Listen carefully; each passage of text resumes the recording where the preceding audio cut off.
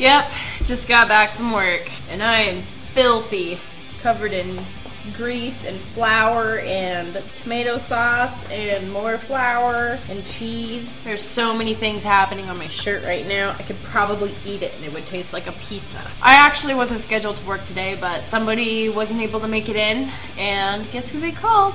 Me. I'm okay with that. More hours means more money. I make it rain up in here. Well, it's more like a drizzle, but you never know. One of these days, it could happen. Rain here now via me making it. Yeah. So, before I even changed, I decided I was gonna make this video because I was planning on making it around the time I got called into work, and I thought, you know what, I might as well just make it as soon as I get home, or I am not going to be motivated to do so. Plus, I want to make a Japanese vlog entry later because I've neglected that account for quite a while. So, chop chop, time's a ticking. Today is day 8, and day 8's theme is talk about your best friend. I actually really hate when people ask me, who's your best friend, or do you have a best friend, or, you know, anything related to that, because I have like a million best friends. Well, that's an exaggeration. I don't have a million best friends, but I have a lot of people that are super important to me because it kind of works like this. The way I see it is, in most cases, most of the scenarios for one individual is they have a lot of friends, a pretty big group, and this, again, an assumption, I could be wrong. And then they have like their 1 or 2, maybe even 3 really close pallies. And for me, I don't have a lot of friends. And why do you think I'm making a video? Because I don't have friends to hang out with. But I have a really close-knit group of friends, and it's like 5 or 6 people, and they're all like my best friend because they're kind of an extension of me. They're family at that point. So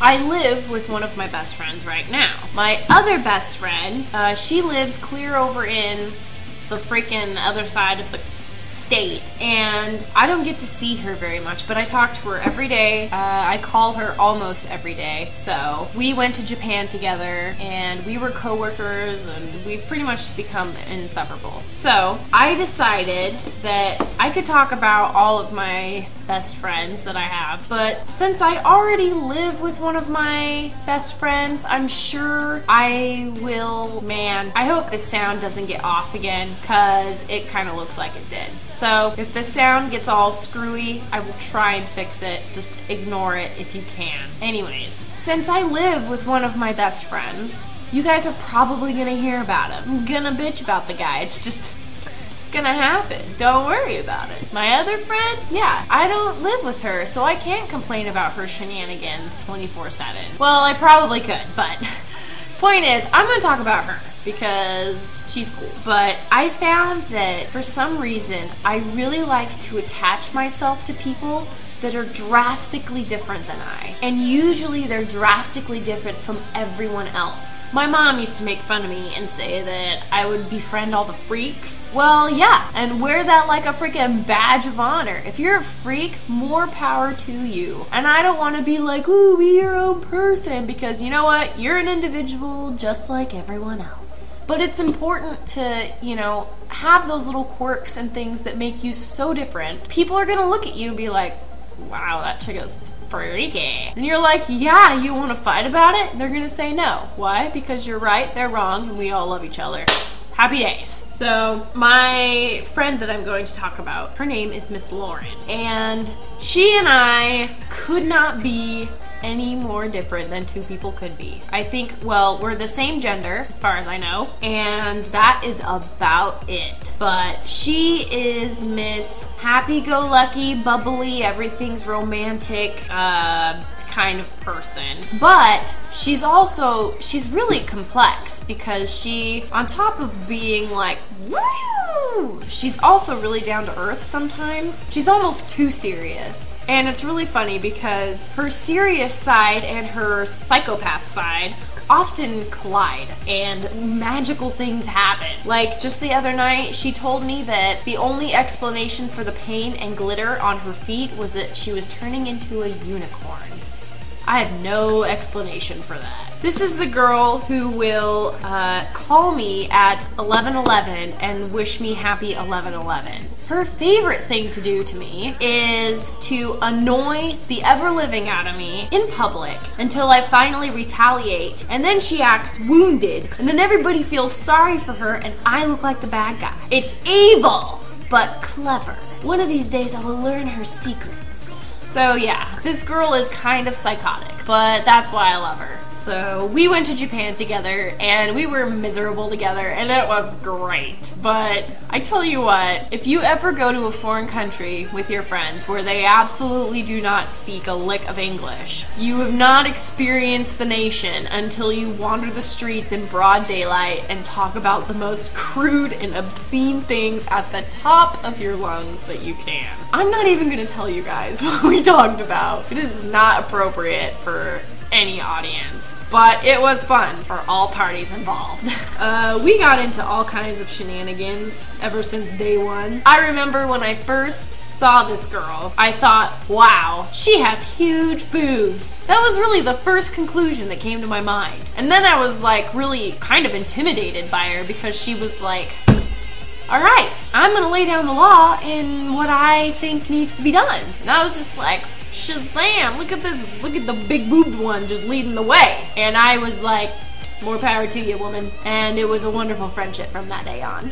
I have put bruises on this girl. She has mortally wounded me, I'm sure. We got busted by the cops for trespassing once because I forget what we were doing, but we were near the railroad tracks behind a bar, underage, on private property. Whoopsie! We accidentally snuck into the red light district of the city we were staying in Japan. That was a fun experience. We had the crossing guard police chasing after us at one point in time. Things like that we do that are just damn funny. I remember there was this one time that we were at the train station in Japan, about ready to get onto the subway, and a bug flew down her shirt, and this girl, I don't even think she means to do it, but because her boobs are so wonderfully large, it doesn't matter how high cut the shirt is. She's gonna have cleavage, and I mean, it's great cleavage, don't get me wrong. Anybody would be happy to see this cleavage, but a bug flew down her shirt. And in full view of every Japanese person that was there, she just rips down her shirt. Well, first she screams at the top of her lungs, because, you know, you gotta get their attention first before you fully expose yourself to the public. Otherwise, the point is just totally moot. And reaches in and is trying to fish out this bug. I would have helped her, but I was too busy laughing so hard. So yeah. Stuff like that just happens with this girl. Because we are so different, there's always gonna be something going on. She's actually been trying to get me to watch Pride and Prejudice and Fried Green Tomatoes and all of these other movies with her. Obviously, I've refused to do so because I have no desire to see Pride and Prejudice. I did say I would watch Fried Green Tomatoes with her, but ever since I agreed, she doesn't want to show me anymore. See? You see what I have to put up with? This is why I have punched this girl in the head. I'm pretty sure I punched her in the vagina once too. But yeah, in conclusion, this girl needs to hurry up and come visit me in my new apartment because I miss her desperately. She's like a sister to me, and she constantly panics and thinks that, you know, I might get mad at her or something, but I like her and her uniqueness. And that goes for all of my friends. We all get along and we don't have to agree on everything. And that's the beauty of having best friends, is that you can agree to disagree, believe it or not. And you don't have to hold a personal vendetta against the person just because they have a different opinion than you. And if you can do that with anybody, then you need to keep them close. Even if they're you just met them and you just had a conversation and they're like, oh, you present a valid point. I still disagree, but thank you for sharing. You need to be friends with that dude, because when the end of days happens and there is no Schwarzenegger to be found, you're gonna want them behind your back, because I'll tell you what, anybody else who just decides to hold a grudge, they're probably gonna shoot you and loot your corpse. So, anyways, on that beautiful, happy note, I am going to finish this video, record another one in Japanese, play Legend of Dragoon some more, and probably take a nap. Toodles!